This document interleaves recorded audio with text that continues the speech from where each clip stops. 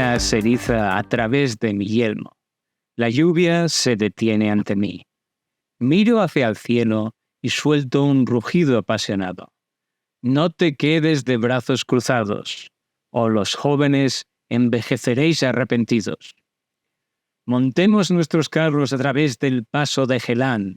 Allí nos deleitaremos con carne bárbara y beberemos la sangre de los Xiongnu. Comencemos de nuevo a recuperar nuestro antiguo imperio antes de rendir homenaje al emperador. Extracto de El río de sangre, poesía atribuida al general y erudito Yue Fei en el siglo XII. Muy buenas, saludos a todos desde el Nuevo Occidente. Aquí Ramón Vega para B1 Media, emitiendo desde Singapur. Viajaremos desde las majestuosas montañas de los Himalayas a los bulliciosos mercados de Tokio. Una semana más tratando de difundir alta divulgación y alguna que otra investigación al alcance de todos. Esta semana hablaremos en nuestro monográfico de Yue Fei. No se preocupen, no tienen por qué saber quién es este señor, vamos a tratar de solucionarlo, pero la verdad es que si le ponemos el título al vídeo de El Cid chino, todos irán comprendiendo que va de hazañas inimaginables y nos hacemos una pequeña idea también de algunos giros de guión que va a haber a lo largo de nuestra narración.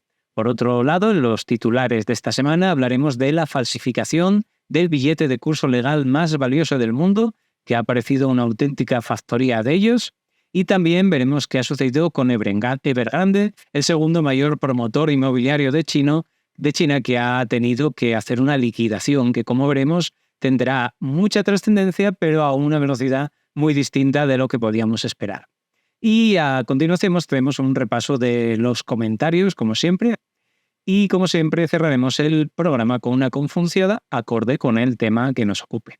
No se olviden de apoyar el canal con sus likes y sobre todo con sus maravillosos comentarios, que como saben siempre los estudiamos muchísimo, y sin más dilación les insto a que me acompañen a descubrir esta fascinante historia de la semana. Antes que nada, ¿por qué llamamos el Cid chino a Yue Fei? Los paralelismos son varios y podrán ver que no solamente tienen que ver con sus propias vidas, sino con la reacción de la gente a su alrededor. Yue Fei estuvo 20 años de carrera militar como gran general, campando por el centro de China a sus anchas. Era el supergeneral, que todos querían formar parte de sus ejércitos simplemente por seguir a su figura. Nació además en el año 1103, es decir, 4 años después de la muerte del Cid. En su haber hay 126 batallas sin derrota, incluidas batallas navales. Ascendió además hasta el máximo comandante de las fuerzas imperiales, es decir, él era el que ostentaba el imperium, el poder físico militar del propio emperador de la China.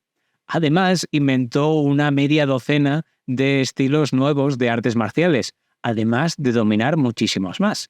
Y por si esto fuera poco, también hizo ciertos alardes de conocimientos poéticos, llegando a ser un prolífico escritor de poesía épica. De hecho, hemos escuchado al principio del programa una de sus obras, al menos la más famosa de todas las que se le atribuyen. También tienen en común el concepto de lealtad y las envidias de sus señores, incluso hasta llevarles a la muerte, siendo ambos considerados traidores a la postre, a pesar de ser los más leales. Y como no podía ser de otra manera, ambos terminaron convirtiéndose en héroes esenciales de sus respectivas culturas. Y esto hay que tenerlo muy en cuenta, tanto en el caso de Cid como Yue Fei. No solamente han tenido una serie de seguimiento por parte de los historiadores, sino que el propio Estado, en determinados periodos, ha tratado de fortalecerse reivindicando la propia figura tanto del Cid como de Yue Fei. Y veremos también cómo esto ha ido fluctuando a lo largo del tiempo. Sin embargo, mientras el Cid ahora mismo es una referencia prácticamente ocultista dentro de la cultura hispánica fuera de sus regiones habituales, en el caso de Yue Fei, como veremos, la adscripción de la población a su figura es absoluta. Yue Fei, de hecho, es hoy en día reverenciado como un héroe nacional de China y un modelo de lealtad patriótica y el máximo símbolo del honor y del deber. Ahí es nada. Pero lo iremos viendo más adelante cómo llegó a tener semejantes méritos.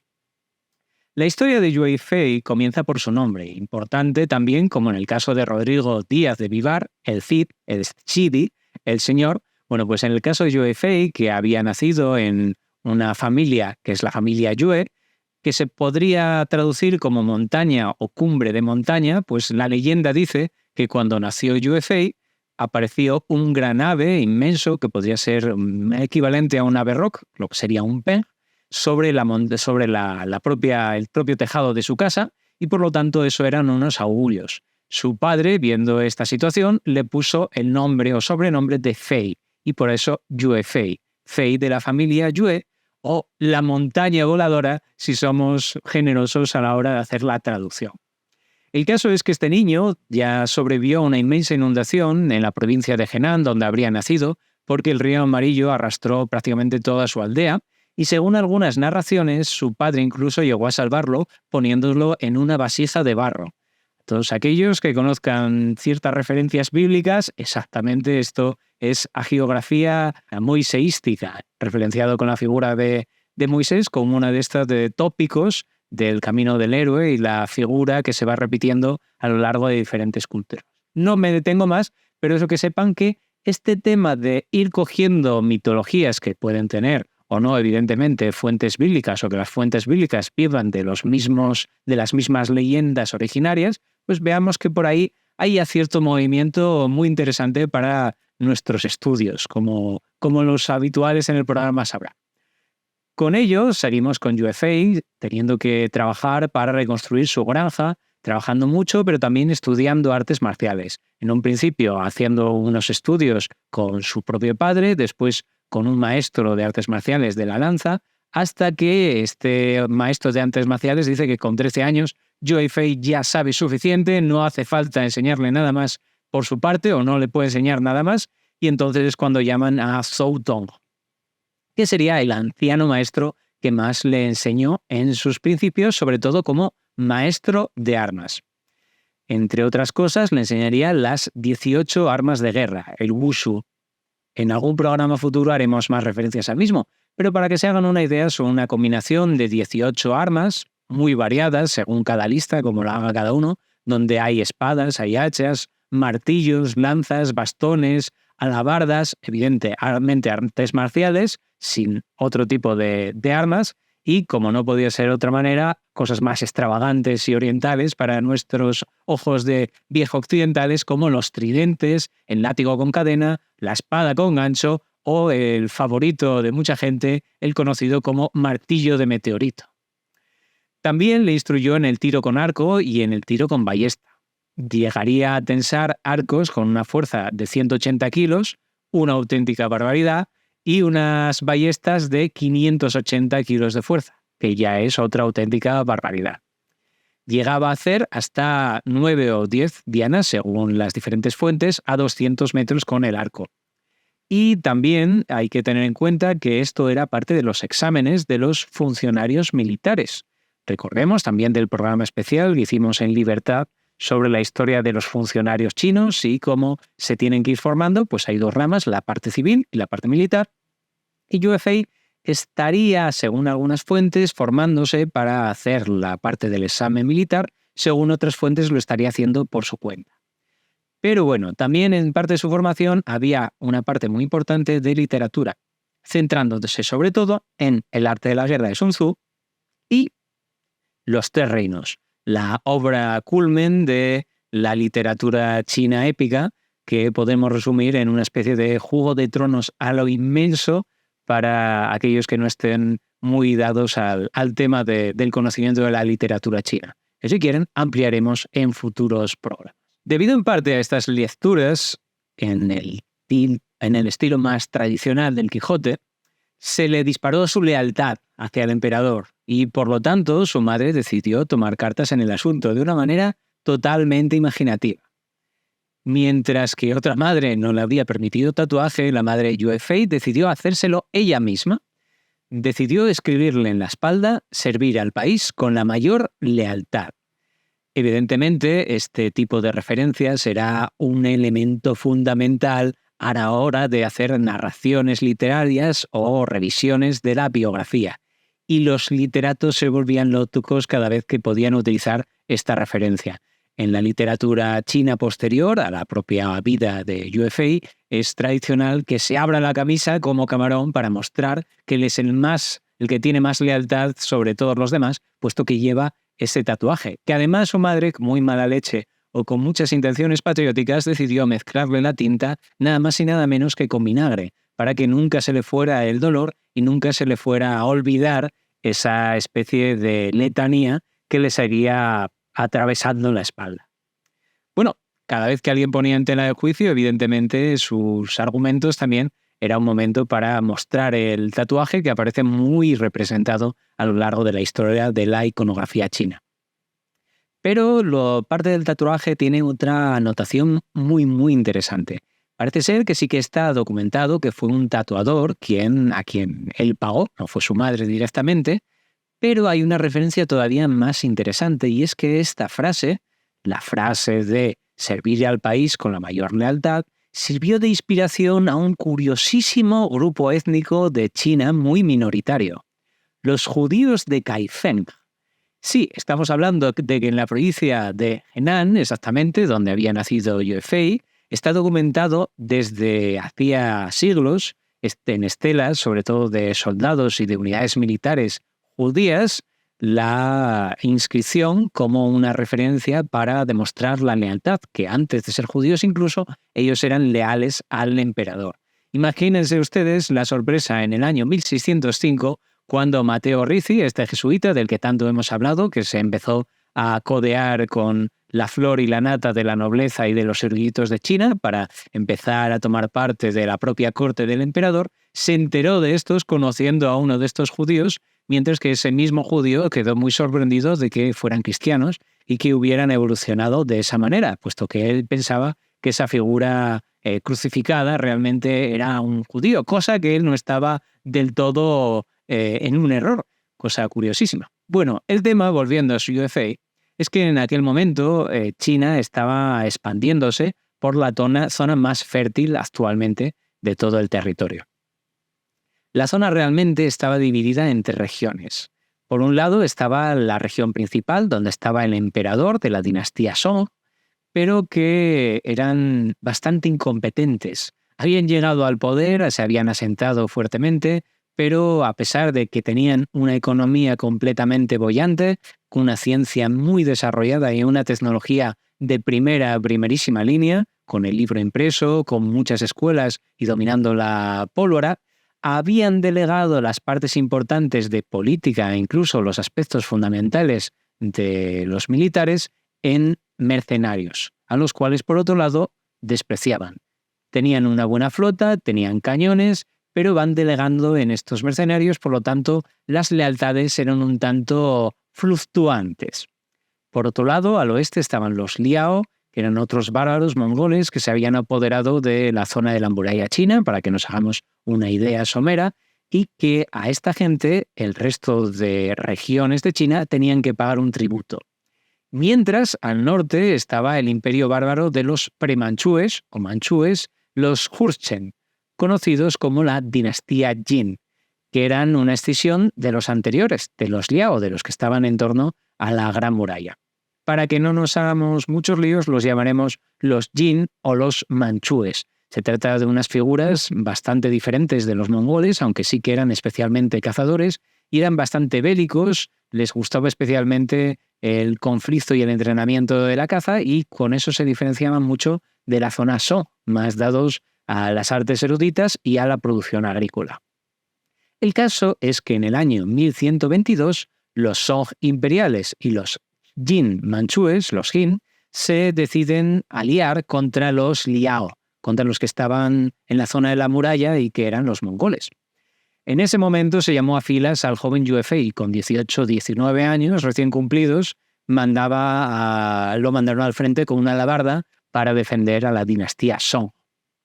La coalición felizmente consiguió derrotar a los Liao, pero los Jin, que eran los que habían hecho la mayor parte del trabajo, estos manchúes, pues decidieron tomarse la resolución del conflicto por su cuenta, ampliando todo su territorio al territorio que habían conquistado. No solo eso, sino que en el año 1125 los Jin traicionaron la alianza hasta tal punto que invadieron tierras de los Song y conquistaron 16 provincias del norte de la China de los Song. Una auténtica barbaridad de territorio. Saquearon además la capital de Kaifeng y donde capturaron y esclavizaron a la mayor parte de la familia imperial. Esto será un dato extraordinario para lo que viene a continuación, porque además obligaron a la emperatriz y a las princesas a ser los sirvientes personales de los aristócratas Jin. Ejecutaron a todos los principales asesores del emperador y también pasaron a la mayor parte del año 1127 saqueando todo aquellos que se pudiera saquear y destruyendo todo lo que no se podían llevar. De tal manera, los Song tuvieron que huir al menos los restos de la dinastía Song. De entre todos ellos, el más importante de todos era el 9º hijo del emperador. Es decir, no tenemos a alguien en primera línea, sino que tenemos al 9º hijo, el señor Gaozong o emperador Gaozong, que trata de ir hacia el sur y recuperar todas aquellas tierras a lo largo del sur para darles una cohesión. Mientras, Yue Fei estaba con su unidad hacia el sur, pero tuvo que regresar porque había muerto su padre, algo que exigía la ley china en aquel momento. Si fallecía uno de los padres de uno de los soldados, como de cualquier trabajador, podía y debía regresar a su casa para hacerse cargo de todos los acontecimientos fúnebres y, de hecho, durante varios meses o años tenía que seguir de luto. El caso es que, una vez terminado este proceso de luto, comenzó una guerra de guerrillas contra los Jin. La estructura de la sociedad Song más al sur estaba completamente desmoronada.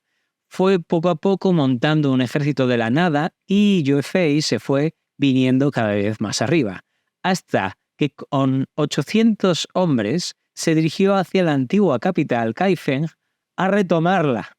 800 hombres contra 50.000 guerreros de los Jin que estaban pletóricos después de años de saqueos.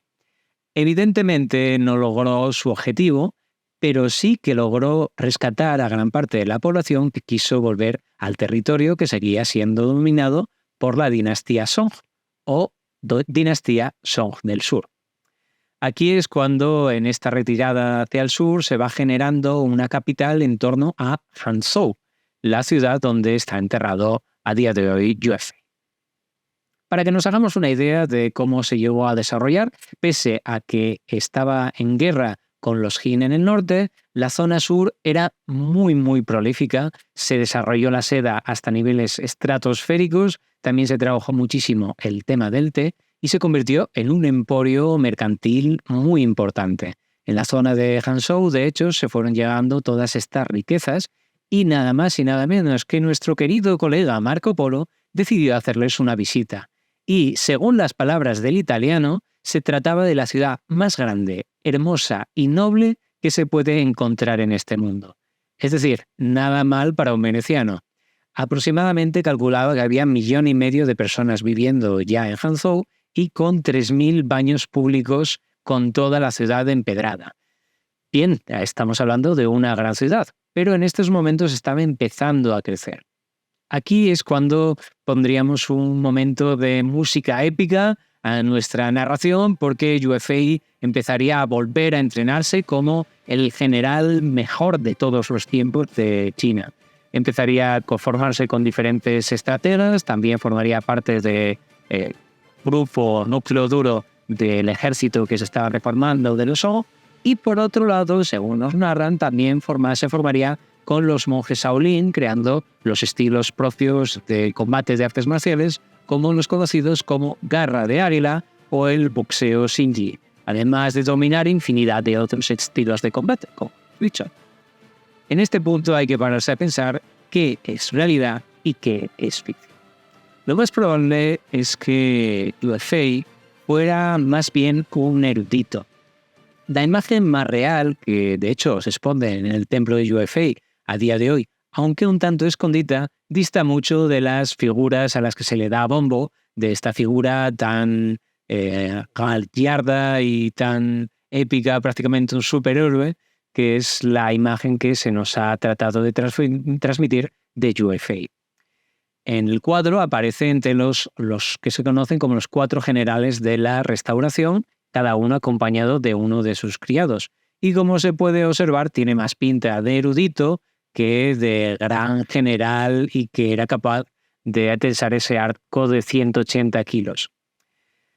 Lo que sí es cierto y está documentado es que Yue Fei se dedicaba a invitar a historiadores y eruditos a visitar su campamento para ir tomando nota y para que fueran narrando de lo bien que se comportaba con sus hombres y cómo se dedicaba a hacer toda suerte de actos de gallardía hacia sus enemigos y hacia sus aliados, pero también siendo muy disciplinado con ellos. Lo que parece desengranarse, según varios estudiosos, sinólogos y especialistas en la figura de Yue Fei, es que él mismo se decidió mejorar su propia figura en base a juntar historias tradicionales para recrear sobre todo sus primeros años y sus años de formación.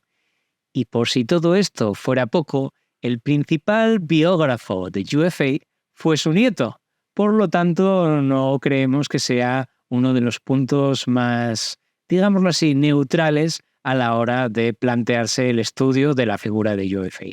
Sin embargo, sí que está documentado de manera paralela que mucho de lo que nos narra su nieto tiene un trasfondo histórico totalmente verídico. Como hemos visto, Yue Fei también tenía una formación de erudito en sus propios textos, basándose en la figura sobre todo de Sun Tzu y del relato de los 3 reinos, aparte de otros muchos textos de estrategas. Sin embargo, su nieto nos habla de una serie de estrategias propias, en 6 puntos, los cuales serían fundamentales para el desarrollo, tanto de su figura como del éxito de sus acciones militares. El primer punto de ellos es que es mejor un pequeño número de soldados bien entrenados sobre un ejército mucho mayor y menos disciplinado. En sus cálculos, un buen soldado formado vale sobre 100 no formados. Algunas de las narraciones son claras. En algunos momentos en los que otros generales mandan tropas a Yue Fei para que se incremente su ejército, lo primero que realizaba era una criba, eliminando a todos aquellos que estuvieran más enfermos, no tuvieran ningún tipo de formación o fueran demasiado mayores para las ubicaciones donde se les habían establecido en aquel momento. El caso es que a pesar de que se quedaba un 10% de esas tropas que le enviaban, las terminaba de formar y tenían muchísima más trascendencia a la hora de realizar los combates. Esto era en parte gracias al punto segundo, el entrenamiento constante. Llegaba a hacer el entrenamiento un elemento tan trascendental de su propio ejército que, sin que se les mandaban, las propias tropas se seguían entrenando. Para aquellos que hayan visto las imágenes de la película de Mulan, de Disney, pues se podrán hacer una idea del tipo de entrenamientos a los que se dice que sometía a sus tropas. Por otro lado, el tercer punto es que había justicia con premios y con castigos, que veremos más adelante. También en el punto cuarto de sus estrategias estaba el dar órdenes sencillas sin posibilidad de malinterpretarlas. Es decir, que cuando se le diera una orden a cualquiera de sus lugartenientes o soldados incluso, pues estos pudieran realizarlo sin ningún tipo de dudas. En el quinto punto estaba la disciplina estricta. Nada de saqueos y que todos los pagos que se debían de dar fueran lo más justos posibles. Hay muchos ejemplos a lo largo del tiempo, narrado por estos historiadores o eruditos que visitaban su campamento. Sin embargo, uno de los más claros es cuando mandó a justiciar a uno de sus soldados que había tomado una cuerda de un campesino para atar un fajo de heno sin su permiso, para que nos hagamos una idea de ese mundo tan estricto. Por otro lado, también había un sexto punto, que era el compañerismo y la igualdad, que veremos también a continuación cómo se va narrando a lo largo del tiempo lo bien que trataba a sus soldados tanto para lo bueno como para lo malo cuando tenía que impartir justicia. El caso es que después de este proceso de formación y de ir ampliando sus propias tropas, la dinastía Song se fue preparando para consolidar el sur del río Yangtze. Este sería el elemento fundamental que dividiría la parte norte con esta dinastía de los Song del sur. El río Yangtze de 6.000 kilómetros, desde el Tíbet hasta Shanghái, el mayor río de Asia y que además será el elemento fundamental para la mayor parte de campañas militares de Yue Fei. El trabajo de Yue Fei fundamental en este momento fue una campaña militar de 3 años para tratar de consolidar todo el sur. Por un lado, acabando con los bandidos y con los grupos más separatistas, y por otro, tratando de reclutar a aquellos que se le hubieran rendido por una u otra razón. Cuando podía, trataba de reclutar solamente a los mejores y cuando no, mandaban las tropas a su casa, porque no siempre quería, como hemos visto en sus estrategias, tomar a todas las tropas posibles. El caso es que los Qin, cuando ven que el territorio de los Song se va cohesionando y que se va haciendo cada vez más fuerte, estos Jin o manchúes decidieron cruzar el río Yangtze y saquear varias ciudades del territorio Song, haciendo huir incluso al nuevo emperador Gaozong. En ese momento, Yue Fei tuvo que detener su campaña y volver a arreglar las cosas. Esto vendrá a ser un habitual de la historia de Yue Fei. También le irán sucediendo estos intentos de asaltos desde el norte, atravesando Yangtze al menos 3 veces, desde la orilla norte hacia la orilla sur del río. Cuando termina con todos estos ataques será cuando Yue Fei se convierta en el comandante general del ejército imperial, nada más y nada menos. En este momento, la devoción, tanto la que nos narran las hagiografías como la propia documentación, está creciendo muchísimo. Yue Fei es una figura trascendental, tanto desde el punto de vista militar como desde el punto de vista social. Y esto es muy importante. La leyenda va creciendo, pero también hay una trascendencia real en estos acontecimientos. No nos engañemos, también en una figura completamente despiadada. Y parte de la población entendía esto. De hecho, llegó a sentenciar a muerte a uno de sus hijos por, en un asalto, no saltar el foso a caballo durante un asedio. El resto de generales trataron de salvar la vida al hijo de Yue Fei, cosa que conseguirían al final, pero para que se vean el tipo de órdenes que mandaba. Por otro lado, Yue Fei también tenía un problema con la bebida. Parece ser que en un momento se emborrachó tanto que a uno de sus lugartenientes le pegó una paliza tan fuerte que llegó a dejarlo al borde de la muerte, con lo que el emperador decidió mandarle un mensaje que dejara de beber, y él dejó de hacerlo hasta que terminara la guerra y derrotaron a los Qin, a los manchúes. Cosa que utilizaba en sus propios discursos, para que nos demos cuenta de la importancia que esta promesa llegó a tener. Pero por lo general, gracias a las narraciones, tanto de historiadores como biógrafos posteriores, nos hablan de que era el buen general. Muchas de estas referencias las encontraremos en otras historias de militares, por ejemplo, en la historia de Aníbal, con ideas como que comía con el resto de hombres las mismas raciones, sin comer demasiado, que tenían las mismas comodidades, llegando a donar su propia tienda para que durmieran más soldados en su interior.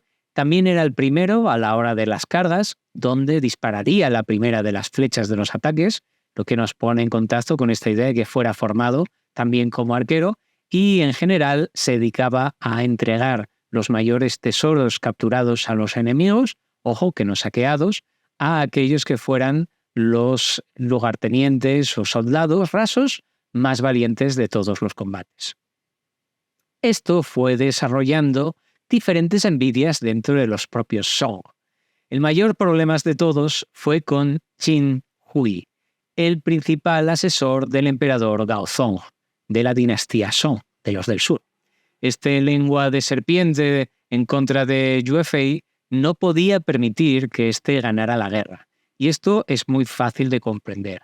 Si Yue Fei derrotaba a los Qin y retomaba la capital, con ello retomaría todos los restos que quedaban de la dinastía imperial y se podrían liberar. Por lo tanto, el noveno hijo del emperador ya dejaría de ser el emperador en este momento y tendrían que volver las tornas a sus cauces. Por lo tanto, ese imperio que estaba construyendo Qin Hui junto a su señor, el emperador, pues se desmoronaría, y eso no le interesaba. De hecho, cuando Yue Fei presentó el plan de ataque final contra los Jin, el plan definitivo de conquista, fue totalmente desmoralizado por Qin Hui, que hizo que el emperador denegara el plan de conquista, de retomar todos los territorios que habían tomado al norte y el acabar con estos manchúes. Además de esto, le quitó a Yue Fei la mitad de sus tropas y preparó un tratado de paz con los Jin. Ya sería casi el tercer tratado de paz, que todos sabemos cómo terminaban los tratados de paz con los Jin, al igual que las alianzas. La lealtad de Yue Fei prevaleció sobre todas las cosas y decidió seguir el orden imperial. Para el año 1140, los Jin les volverían a traicionar, asaltarían a los Song, cruzarían de nuevo el Yangtze y con 5 veces más tropas que los Song se harían prácticamente con todo el territorio de la frontera superior de los Song. Y aquí viene lo bueno, cuando Yue Fei explota en todo su poder y epicidad. Yue Fei no solo volvería al frente y repelería el ataque. Una vez cruzaron sus enemigos el Yangtze, con los barcos de aquellos que había derrotado y no podían volver a casa, decidió cruzar hacia el norte el Yangtze. Acabó con todas las tropas de los Jin que pudo en la zona norte, y en pocos meses recuperó 10 de las 16 provincias del norte del Yangtze. Llegó incluso a asediar la capital Kaifeng, nada más y nada menos que había retomado prácticamente todo el territorio de su señor y para su señor. Fue entonces cuando le llegó la orden del emperador de detener el ataque y regresar. Yue Fei no se lo podía creer. Respondió la carta del emperador diciendo que solo necesitaba 6 días para acabar con todos sus enemigos y devolverle a su familia y a su imperio.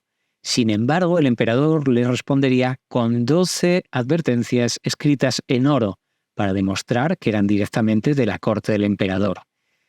El pobre Yue Fei decidió prorrogar todo lo posible el proceso y 5 días tardó en retirar todos los campesinos de todo este territorio de 10 provincias y regresar ante el emperador Huaozong. Chen, el malvado asesor del emperador, lo encarceló por traición y allí sería donde, según unas fuentes, sería envenenado, según otras sería ajusticiado. Yue Fei fallecería finalmente con 39 años después de haber sido el máximo general del Imperio chino. Pero la historia no acaba aquí. Si bien el Cid retomó las armas una vez fallecido, aquí el proceso de reconquista histórica fue muchísimo más justa e inmediata, porque la propia población Song hizo abdicar al emperador y pusieron en el año 1163 a su propio hijo al frente del poder.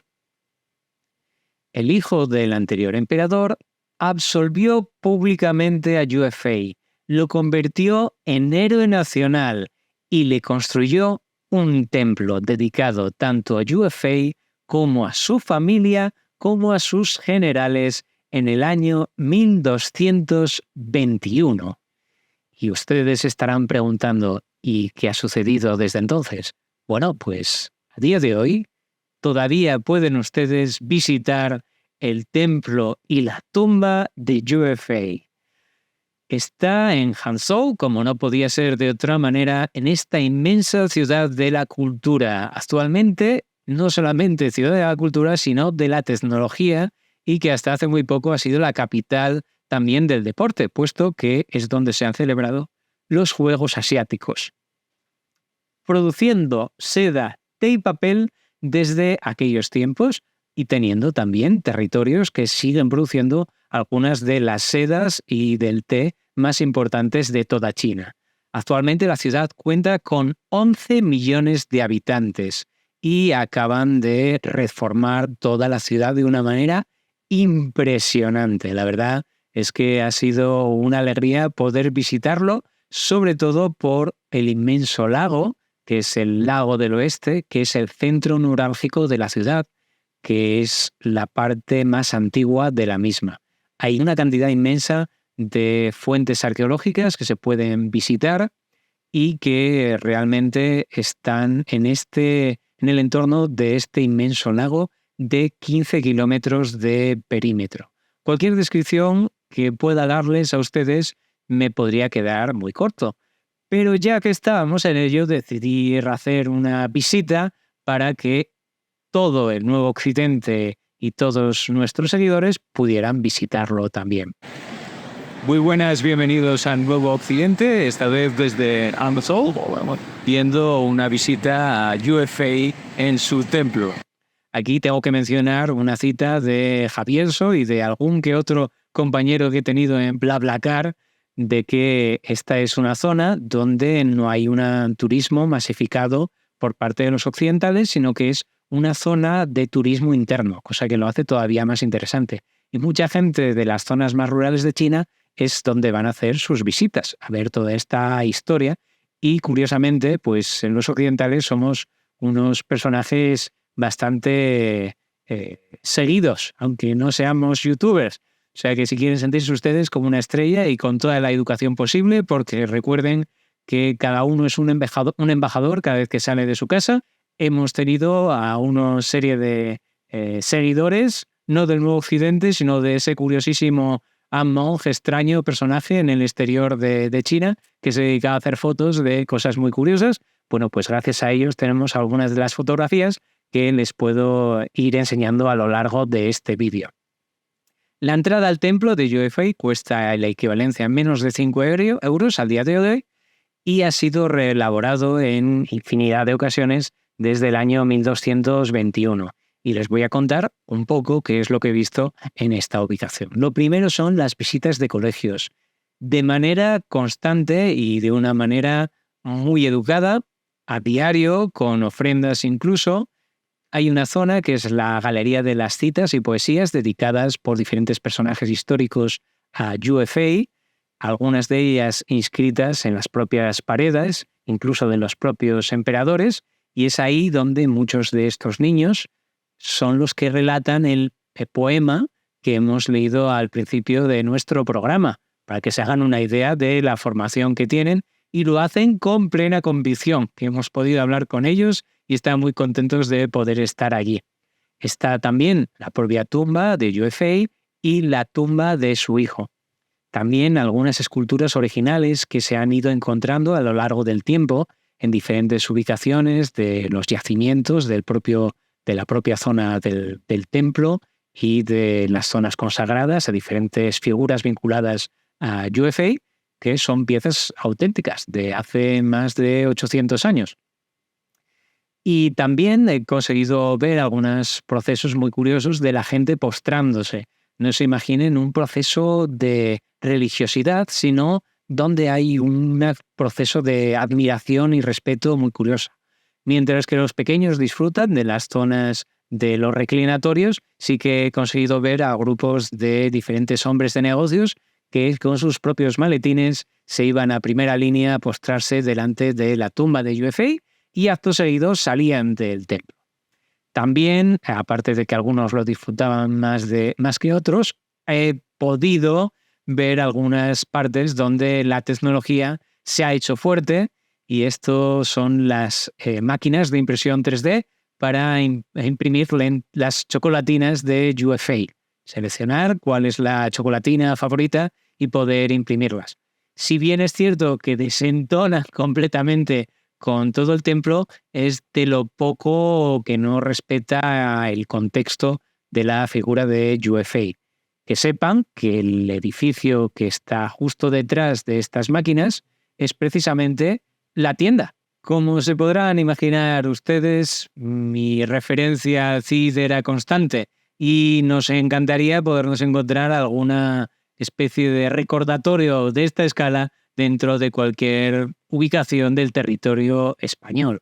Lo interesante de la figura de Yue es que no siempre ha sido considerado tan importante o tan trascendental a pesar de ser mencionado por varios emperadores como el héroe principal de China y por otro lado haber sido mencionado y citado por el propio Mao. La cuestión está en que el año 2002 hubo un movimiento para que dejara de ser héroe nacional, básicamente porque había estado implicado en una guerra civil. Actualmente, la zona de los manchúes, de los Jin, se considera parte fundamental del propio territorio de China y, por lo tanto, no se podía dar fomento a esa dinastía Song o sobre la dinastía de los Jin. Sin embargo, el Ministerio de Educación, el Ministerio de Defensa y el propio Partido Comunista Chino salieron a favor de la figura de Yue Fei para que nadie le quitara este título. Sin embargo, he dejado lo mejor para el final. Frente a la tumba de Yue Fei se encuentran 4 estatuas de hierro. Postrados, atados y humillados representan a Qin, a esta lengua traidora de serpiente, a su esposa y a 2 de sus aliados. Inicialmente, estas esculturas estaban hechas en piedra y a lo largo de los siglos tenían que ser sustituidas de manera constante porque se les atacaba, hasta el punto de que han sido limitadas, cercadas, para que la gente ni orinara ni les escupiera. De hecho, el cartel que se puede ver ahí es en el que piden que por favor no se les escupa. A día de hoy todavía la gente les sigue gritando y manda a sus familiares vídeos de cómo vilipendian a estos malvados traidores para que la gente recuerde lo que hay que hacer con estos personajes. Y con esto concluimos nuestra visita al maravilloso templo de Yue Fei y su figura y como siempre hacemos un acercamiento holístico para darles a ustedes herramientas para que continúen con sus pesquisas. En cuanto al primer nivel, al acercamiento de proximidad o entretenido, hay que ver Yue Fei el Patriota, una superproducción, una serie de 69 episodios realizada en 2013, superproducción, que es una auténtica maravilla y muchas de las imágenes que han aparecido han sido provenientes de esta serie. Que sepan ustedes que Jackie Chan estuvo a punto de protagonizar una película protagonizando él mismo a Yue Fei, incluso poniendo todo el dinero por su parte, pero no llegó a poderse hacer, aunque todavía es algo que sigue realizándose cada cierto tiempo, una nueva película sobre la figura de Yue Fei. En cuanto al acercamiento profesional o académico, hay un artículo de Stanley E.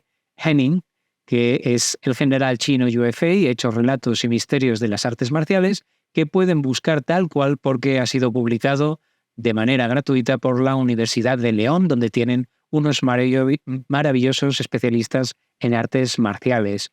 Y todos aquellos que lo quieran ver o el tema en profundidad, el café para muy cafeteros, les recomiendo esta obra que se podría traducir como Hacia una nación definida por el Estado, la lealtad tatuada y la evolución de la imagen de Yue Fei, 1103-1142, desde la canción hasta el presente.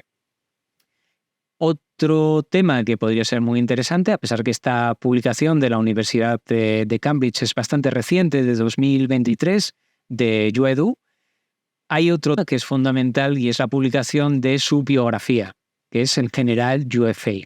La publicación en inglés, que es la más accesible a día de hoy para todos ustedes, espero, es la de Qian Kai, que fue recopilada en torno al año 1700, pero fue traducido al inglés y anotada mucho más tarde por el honorable juez Sir Yang Tinlang. Y el Sir del principio es un Sir de verdad inglés, no se equivoque.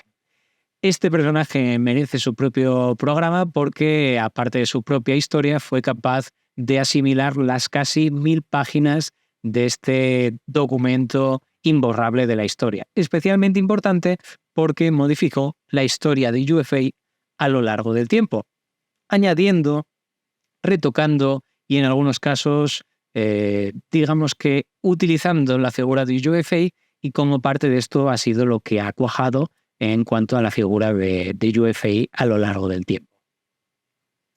No obstante, con esto terminamos para saltar a las noticias y comenzamos con Pakistán. Ha sido condenado el ex primer ministro Khan y su esposa a 14 años de prisión. En programas anteriores de En Libertad ya le habíamos puesto el ojo encima a este tema sobre este exjugador de cricket que llegó a ser el presidente del país por acusaciones de corrupción por los regalos que le hicieron siendo presidente. En estas fechas hay un claro movimiento para que esta figura no interfiera en las elecciones del 8 de febrero, que actualmente están bastante calientes con auge de la violencia. La represión, cuando se le dio el arresto hace ya casi un año, en agosto, creo recordar, del año pasado, es que más de 100 de sus más estrechos colaboradores pasaron a tener juicios militares y juicios a puerta cerrada. Por lo tanto, nos podemos hacer una idea de quién tiene ahora mismo el poder en Pakistán. Por otro lado, su esposa, que era una curandera musulmana, Bibi, que se puede ver en muy contadas ocasiones junto a su figura, ha sido enviada a casa porque la cárcel que le habían asignado era considerada infravivienda o literalmente inhabitable. Y de ahí saltamos a la India, donde se ha liberado un prisionero acusado de espía del gobierno chino tras 8 meses de cautiverio. El sospechoso no es nada más y nada menos que una paloma que, literalmente, según la acusación, tenía mensajes escritos en una escritura similar a la china. Vayan ustedes a saber lo que llevaba esta paloma encima. Pero que sepa que no es ni la primera ni la última paloma que es detenida por espionaje por parte del gobierno chino, llegando una de estas palomas incluso a tener ciertos escritos que amenazaban de muerte al propio presidente Modi. Y saltamos a Nepal, donde han detenido al niño Buda. Este líder religioso, ya con 34 años, fue el que dio el salto a la fama con 14 años, porque se decía que había pasado meses meditando sin comer ni dormir, teniendo un gran respaldo por parte de los medios, tanto nacionales como internacionales. Esto hizo que saltara a la fama y que se convirtieran sus seguidores en un auténtico imperio dentro de Nepal. ¿Cuál fue la realidad que fue convirtiendo esto en una red de explotación sexual entre sus discípulas y sobre todo con violaciones a menores? Además de la desaparición de varios de sus seguidores. Cuando se dio el asalto por parte de la policía, el niño Buda saltó desde el 4º piso, pero no pudo escapar. Para que veamos de cómo en ocasiones estas noticias curiosas que aparecen en el viejo occidente cerrando los telediarios, pues en ocasiones tienen mucha más trascendencia y hay que ser conscientes de que estos chascarrillos, pues 20 años después, pueden tener auténticas desgracias a sus espaldas. Por otro lado, las noticias desde China, pues como habíamos avanzado en programas anteriores con los guerreros de Xi'an, se han seguido descubriendo cosas y en este caso, en el pozo sin fondo, que es la tumba del primer emperador, ha aparecido el carro fúnebre del primer emperador. Junto a 4 caballos, este carro de más de 7 metros de largo es una auténtica mina de materiales inéditos. Seguiremos muy atentos porque esto va a ir cambiando poco a poco la historia de la arqueología china. Por otro lado, el grupo Evergrande, el segundo mayor promotor inmobiliario chino, ha sido obligado por un juez de Hong Kong a dar fin a sus funciones. Arrastraba una quiebra desde verano del año pasado, de la que habíamos hablado, pero es que Evergrande básicamente es el 2% del PIB de China. Y por lo tanto, a pesar de ser la empresa del mundo con una mayor deuda, el gobierno chino no le quiere dejar caer. Si bien hay un problema fundamental, y es que entre China y Hong Kong, al ser jurisdicciones diferentes, va a haber cierto relajamiento de los procesos a la hora de llevar a cabo el fin de esta empresa. Seguiremos visitando esta demolición controlada y viendo cómo el propio gobierno chino toma carnotas en el asunto para ver cómo estos en torno a 12 millones de casas terminan en unas u otras manos. Y por otro lado, hay una tercera noticia desde China con Afganistán, porque tanto el cobre como el litio, como las tierras raras, como el petróleo que no está siendo explotado en Afganistán, está llamando a las posibilidades de que China pudiera tener el control de algunas de estas nuevas minas. Es cierto que se están también mejorando las comunicaciones, puesto que la frontera entre Afganistán y China, a pesar de ser solo de 76 kilómetros, puede ser fundamental para esta franja y la nueva ruta de la seda, porque puede ser el acceso a los puertos, sobre todo de Pakistán, como vemos, zonas nada conflictivas. La realidad es que estos negocios que se están haciendo ahora no hacen más que retomar aquellas inversiones millonarias por parte de empresas y del propio gobierno chino para fomentar la presencia de China en Afganistán. Y saltamos a Mongolia, donde se ha establecido una ley de mascotas muy estricta. Aquellos que sean residentes en España podrán ver similitudes entre esta ley y la que ha llevado el gobierno actual de España. No obstante, esta está bastante más endurecida. Para empezar, hay que ser el tutor legal de los animales. Hay que demostrar que se tiene una fuente de ingresos para mantenerse a sí mismo y mantener a sus familias antes de poder aspirar a tener una mascota. Se incluyen en esta serie de gastos los gastos médicos, gastos de transporte o cualquier otro material vinculado con la tenencia de este tipo de animales. Por otro lado, están también obligados a cursar toda clase de cursillos respecto a estos animales, cuidar de toda su descendencia y no se podrán vender ningún tipo de animales en las tiendas de mascotas. Además, tendrán que tener todos ellos los chips, los famosos chips. No obstante, hay una parte más flexible en estas normativas que son los perros tradicionales, los banjaranes. Los mastines mongoles, que son más o menos los primos pequeños de los mastines tibetanos, que son los perros más caros del mundo. Para que nos hagamos una idea, este tipo de medio leones que terminarán generando los leones de Fu, que también se conocen como los perros guardianes de las entradas de los templos en China, por ejemplo.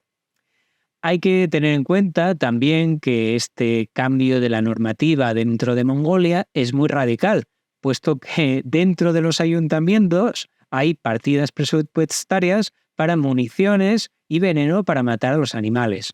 Por lo tanto, para que veamos la transición que se está haciendo y seguiremos estas noticias para ver cómo se desarrolla.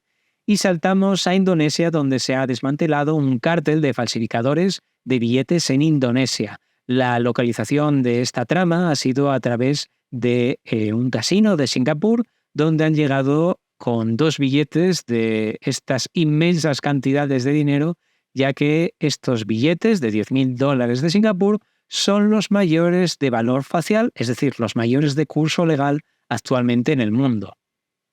Poco a poco se están retirando para evitar blanqueo de dinero. Para que se hagan una idea, actualmente tienen un valor de unos 6.861 euros cada uno de estos billetes. Y en Filipinas, las tropas del gobierno filipino han matado al menos a 9 miembros de un grupo pro-Estado islámico del sur de las Islas Filipinas.